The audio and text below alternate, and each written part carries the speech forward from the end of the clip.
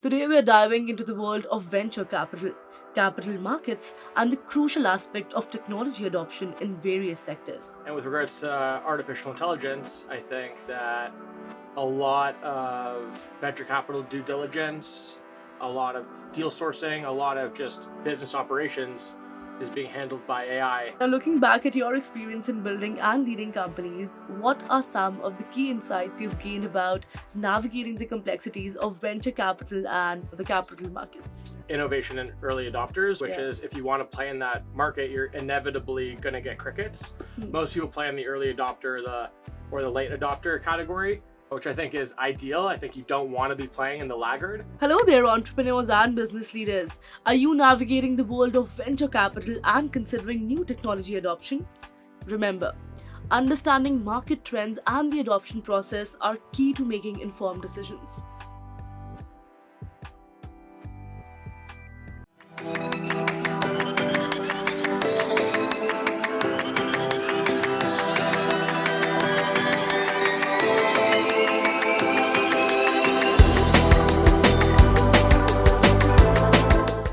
Hi, this is Kripa Anand, and welcome to the Canadian SME Small Business Podcast, where we explore the trends and insights shaping the future of finance and technology. Today, we are diving into the world of venture capital, capital markets, and the crucial aspect of technology adoption in various sectors. Now, recent developments highlight the dynamic nature of venture capital investments and the evolving landscape of capital markets in general. Understanding the factors driving adoption of new technologies is key for businesses looking to innovate and grow. Joining us today is Michael Gord, CEO, GDA Capital, a visionary leader with extensive experience in venture capital and emerging technologies. I'm very excited for this episode, so let's dive in. Firstly, Michael, welcome to the podcast. How are you doing today? I'm doing great. Thanks for having me. Great, it's our pleasure. Now, let's begin the conversation by understanding venture capital and capital markets, right? As venture capital continues to drive innovation, it's crucial to understand how technology adoption is influencing industries. From your perspective, Michael, in venture capital, what are some of the key trends you're observing in capital markets right now? And how is VC playing a role in shaping the investment landscape for innovative companies out there? I think the two biggest trends overall right now in technology is decentralization and artificial intelligence. Correct, yeah. With regards to decentralization, I think the way it's impacting venture capital is democratizing access to the venture capital asset class that was traditionally locked to venture capital firms, institutional investors, and or angels with deep access to investable companies. Now with blockchain technology and tokens, it's providing an international pool of retail investors in addition to institutional investors to be able to access this asset class. Right. And with regards to artificial intelligence, I think that a lot of venture capital due diligence, a lot of deal sourcing, a lot of just business operations is being handled by AI, and the venture capital market and the capital market is also participating. That's a very insightful overview of the current investment culture that's going on. Now, building on the flow of capital, let's discuss the critical aspect of technology adoption across different industries, right? Now, adopting new technologies can be a game changer for businesses, but the process comes with its own set of challenges. In your perspective, what are some of the key factors that drive the successful adoption of new technologies, and what are some common hurdles that businesses face when trying to integrate innovative solutions into their operations? That was a couple questions, so I'm gonna start, and if you'd like me to clarify anything, then please feel free. The first thing that I want to start with is a little bit of a preface. I think that the most exciting opportunity for businesses looking to get exposure to disruptive technology is not considering a single disruptive technology infrastructure. Right. It's There's lots of disruptive There's technologies, multiple, yeah. artificial intelligence and blockchains we were talking about previously, among others. And depending on what their business is, I think that the real disruptive technology opportunities are at the intersection of disruptive technologies, not the application of a single one. And then you asked about The hurdles that businesses face when trying to integrate innovative solutions into their operations. probably the biggest hurdle of any disruptive technology opportunity is that there's not tons of precedent.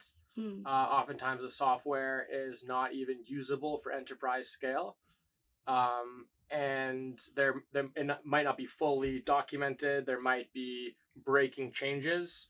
So, for example, for an enterprise that has tens of millions of users and is used to having marketing budgets with, let's say, tens of millions of dollars, Hmm. for them to take a disruptive technology application to market that cannot even handle tens of millions of users Right. is a big challenge. It's a mismatch. Yeah. Yeah, and marketing teams can't consider the idea of taking a product to market with 1,000 users to beta test and to build experience internally and to grow as the technology matures. Hmm. I'm not sure. I mean, the way that enterprise institutions solve that is by acquisition. They can't get in early enough to build the expertise internally, Mm-hmm. and they can't take something to market slowly enough to be Right. able to use technology while it's still hyper innovative So and they're hyper stuck disruptive. somewhere in the middle. Yeah, Yeah. once technology gets noisy enough that they want to participate, Hmm. then the only option for a big company is to buy because they can't build fast enough. The individuals that work there that have been building experience oftentimes will go to the market, will Right. go work Yeah. with startups because they want to be able to ship products Hmm. instead of just practice. Makes sense. Yeah. So yeah, acquisition becomes the solution. Very interesting. Do you also have something to say about the adoption life cycle, which a lot of people miss, right? So, is there any, actionable advice that you'd like to give to all of our listeners, specifically related to the adoption life cycle, so that they don't miss a chance? I guess it depends on where the individual or the business wants to play in the adoption cycle. Mm-hmm. For example, I play in the innovator early adopter segments, Mm-hmm. and a lot of the times I will talk to an enterprise or an institutional investor, a family office, or I'll be speaking at a conference that is more traditional, let's say, and everyone will have the same thesis on the market today, which is great. That's the market today. Mm-hmm. I'm talking about the market tomorrow, Right. and a lot of the time there are crickets. No one answers it. No one answers. No one understands. No one really cares a lot of the time if you're talking about something that doesn't exist or impact them today. Hmm. Whereas for me, I'm not interested in what's happening today. I'm interested in what's going to happen tomorrow, and I want to bet on where I think that's going to go. Hmm. So interestingly, I was in London a week ago speaking at this conference, is why I'm thinking of this particular idea. And I spoke there the year before talking about this new trend a year ago, Wow. that when I mentioned it was ignored, basically. Right. And then a year later, that's the primary trend, primary thing people are talking Right. about and actually applying to their business. But this year, because that's now no longer exciting, I started to talk about the next thing. Got it. You But should yeah, probably make a reel before and after, and then it'll go viral, I think, because you might be one of the very few people who recognize that this trend is going to happen, but no one really talked about it then, right? yeah, it'd be nice to have the words from last year and then to copy paste it with Right. the words from this year from others, and Yeah. yeah, that'd be fun. Great. Hello there, entrepreneurs and business leaders. Are you navigating the world of venture capital and considering new technology adoption? Remember, understanding market trends and the adoption process are key to making informed decisions. Now, let's get back to our conversation with Michael and explore his entrepreneurial journey. Now, Michael, you have a wealth of experience in building and leading companies, right? Let's touch on your entrepreneurial journey. To begin with, did you always wanted to become a CEO? I was gonna live in my parents' basement, starting businesses until it worked out. Yeah, Wow, better or so worse. you always wanted to become an entrepreneur, right? I've started businesses since I was unofficially since I was like 8, 9, 10, as long as I can remember. I've been earning income from random entrepreneurial What was your adventures. first business? I would merchant candy. I was able to go for lunch, like with Right. with my school. I could go for lunch, and I had few extra bucks that I would get candies. Right. for 5 cents, and I would sell them for 25 cents. In middle school, I had a used clothes business. I sold bus tickets. Wow. Yeah, I've always had random ways of creating income for myself. Didn't really think about it as businesses back in the Right. day, but I have, I guess, been doing it since I can remember, and I've always looked for opportunities and ways to create value. That sounds like a very bright child right there who started earning since the age of 8. Now, looking back at your experience in building and leading companies, what are some of the key insights you've gained about navigating the complexities of venture capital and the capital markets? Yeah, just to the previous point, although I think this is a more interesting question, I spoke about innovation and early adopters, which Yeah. is if you want to play in that market, you're inevitably going to get crickets. Hmm. Most people play in the early adopter, the late adopter category, which I think is ideal. I think you don't want to be playing in the laggard. Right. And probably if you are a late adopter, it's in your interest to become an early adopter, because I think businesses are, once there is real adoption, and businesses want to be early, they don't want to be late. Of course. And then, yeah, the question is, do you want to play in the high risk innovation economy where things actually fail? But with regards to venture capital and advice, the thing that I value the most now is trust. Trust is the most valuable currency, and the more deals you've seen as an investor, the more companies and founders you've heard talk. Everyone you talk to thinks their company is going to be $1 trillion business. I'm not telling them they're wrong. Just the reality is that most of them are wrong. Not everyone starts a $1 trillion business. So I'm not telling you you're wrong, but the data shows that you are probably wrong. Right. And data never lies, right? And the data never lies. Yeah. So I think that a lot of founders believe in their own nonsense a lot of the time. Right. And I think that VCs have seen enough stories to know that a lot of what founders say is not true or does not end up being true, even if the founder might think it's true. So I think the biggest piece of advice I could give to anyone doing anything, actually, not just raising capital, is to build trust, long-term games with long-term people. Do what you say you're going to do, follow up with proof of progress. And over time, as the capital market sees that you are executing with or without capital, the capital finds investable deals and investable people. So prove it. That sounds like a wealth of experience right there. Now that we've gained some incredible entrepreneurial insights from Michael, let's take a short break right here. When we return, we'll dive into Michael's recent accomplishments and hear about some exciting developments in the financial technology space. Stay tuned. Hey, you think you know UPS? Yeah, that's us. Everybody knows that. You know what you didn't know?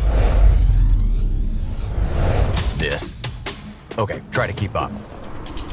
Ocean, us. Ground, rail, air, so us. Guess who? Us. Customs cleared, borders cleared, done. Us. You still with me? Wait for it. Boom. Us. Intelligent, automated, fulfillment. Us. Yep, healthcare too. Digital your thing? Yeah, well, book it, ship it, track it. You feeling me yet? Yep, that's all us. That's all UPS.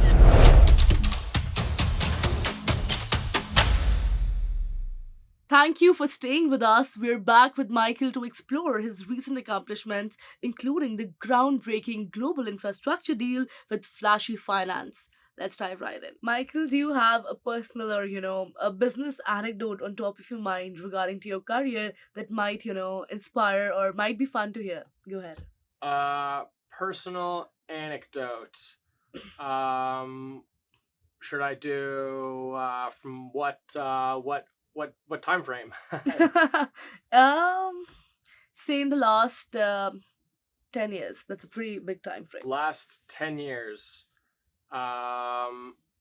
Okay, I'll start with, as I was graduating, my aspiration was to travel the world starting and spreading businesses, which doesn't seem like a normal career path for people.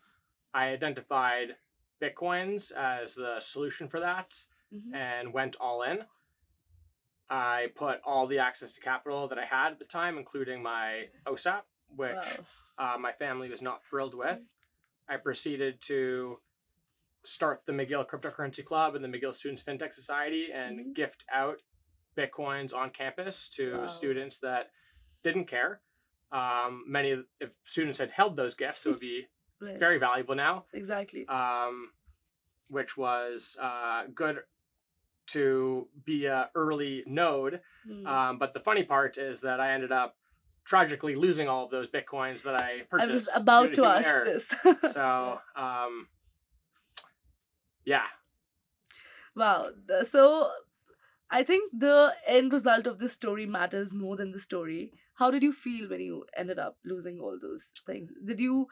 Was there a thought in your mind that said, oh, why did I do that? Or you were like, you'll get over it and on to new beginnings? Well, I figured the whole thesis of my early career was I grew up in Toronto, I went to school in Montreal, and I wanted to become the trusted node building the international digital asset network. But between Toronto and Montreal was really where I wanted to focus on and be the first person so passionate about digital assets between Toronto and Montreal that it has to work, because I'm not the only one doing this, but I'm the first one between Toronto and Montreal. So at the time, it wasn't a lot of money that I lost. I didn't have a lot of access to capital at the time. But just afterwards, the market exploded, and the thought that I had was, am I going to need to work for? Because if Bitcoin continues to run, will I ever be able to buy this many Bitcoins again? So that was a fun mental challenge as a 20-year-old, or how old I was. Wow, I can't even imagine. You definitely are of a different clay, but it's, kudos to everything that you've achieved so far. Now, Michael, you've recently been involved in some of the significant announcements, right? Let's highlight those. Firstly, congratulations on the recent announcements of, Flashy Finance, Global Infrastructure and Acquisition. Please go ahead and tell us more about these developments and their significance. Yeah, so I'm super excited about the Flashy Finance business. We acquired this business called Life in January 23 that we've been building out digital financial infrastructure for over the past few years. And at the end of last year, beginning of this year, we merged with another company, Flashy Cash, rebranded to Flashy Finance, and have been really focused on the thesis of providing a financial layer to internet culture in the same way that PayPal provided a way for creators to monetize on the internet. We're providing a way for creative businesses to become modern retail banks. And to accelerate that, we acquired a game studio, a music social network, and a social network that we're layering in our financial operating system to turn them into modern retail banks. Where users will be able to earn a few dollars for playing games or watching videos or listening to music, and I think should be able to, with a few dollars in their wallet, be able to swap it, on and off ramp it, lend and borrow it, etc. So really excited about that business opportunity and the value that we can add to the world by executing on it. Definitely, this sounds like a very exciting period of growth and expansion. These deals signify the significant progress in the financial technology space. Now, before we let you go, if there's, a couple of key takeaways or final piece of advice that you'd like our listeners to take away from this entire discussion today, what would it be and why? I know you mentioned, the first part of it, but in general, after listening to this episode, what is that one thing that you advise them to do? One thing or some takeaway lessons? Both of them. Key takeaway lessons and then the final advice. So a couple takeaway lessons. Wow, I'm not sure which one I would say is single final advice, but give first. A lot of people want to take. I think give. Think and grow rich. I think that be thoughtful about your thoughts. Actually, I would have that be my one piece of advice. I'll shelve that for a second. So yeah, give first, I think, is a critical piece of advice. Number two is that the future is flashy. Definitely it is. Especially with flashy financial. Yeah. Exactly. I think that if you listen and learn, then new trends are always available. The thing that I'm most excited about now, or one of the things, is Web 4. Building digital network states on top of networks that no one else is talking about. And I identified this, I think, before everyone else because of listening. So listening is actually the key takeaway there. And then the third is be curated and thoughtful about your thoughts. Your thoughts inevitably create your reality. You are you because of your thoughts. You thought yourself into exactly where you are. So be thoughtful about what you think and put the thoughts into your head that you want to think. Wow. And this is the kind of advice that is not just applicable for the venture capital, but in general in life. Michael, thank you so much for being on this podcast and sharing your expertise with us. It was absolutely a pleasure. Thanks a lot. My pleasure as well. Thanks for having me. That was an insightful conversation with Michael Gord, CEO of the dynamics of venture capital, the intricacies of capital markets, and the critical factors driving technology adoption. His experience provides valuable guidance for entrepreneurs and business leaders navigating the evolving landscape of finance and technology. Thank you so much for tuning in to the Canadian SME Small Business Podcast. We really appreciate your continued support. Be sure to subscribe to our podcast for more expert insights and resources that can help your business thrive. Also, don't forget to visit our website, CanadianSME.ca. And lastly, a very special thank you to our podcast partners, RBC, UPS, Google, and A1 Global College for their ongoing commitment to empowering small businesses in Canada. Until next time, keep innovating and striving for success, and we'll see you in the next episode. Kripa Anand signing off.